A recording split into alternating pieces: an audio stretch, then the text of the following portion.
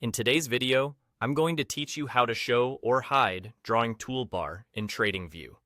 If you've ever wanted more screen space for price action or, on the flip side, needed quick access to your trend lines, Fibonacci tools, or annotation features, this is a simple setting that makes a big difference.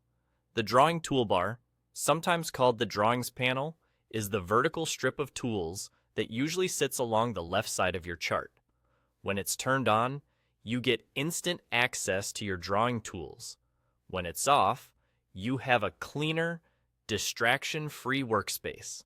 Let's walk through it together. Start by moving to the top left corner of your TradingView window and click your profile icon. This is the small circle that shows your avatar or initials. A menu will open, and in that menu, you'll see a toggle labeled Drawings Panel. That toggle is the switch that controls whether the drawing toolbar is visible on your chart. To show the toolbar, enable the toggle. As soon as you turn it on, you should see the drawing tools appear on the left edge of your chart. To hide the toolbar, simply disable the toggle.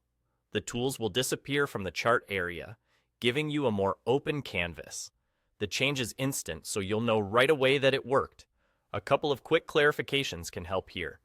Turning the drawings panel on or off only affects the toolbar itself. It doesn't delete or change any drawings you've already placed on the chart. Your trend lines, notes, and shapes remain where they are. You're simply choosing whether the tool shelf is visible while you work. If you don't see the toggle at first, make sure you're on a chart screen and not in a section like the Ideas stream or a watch list pop-out. Also, interface updates can slightly change the wording or placement, but you'll still find the Drawings Panel toggle in that profile menu at the top left. If the toolbar doesn't appear or disappear after switching the toggle, try briefly switching to a different chart tab and back, or refresh your chart session.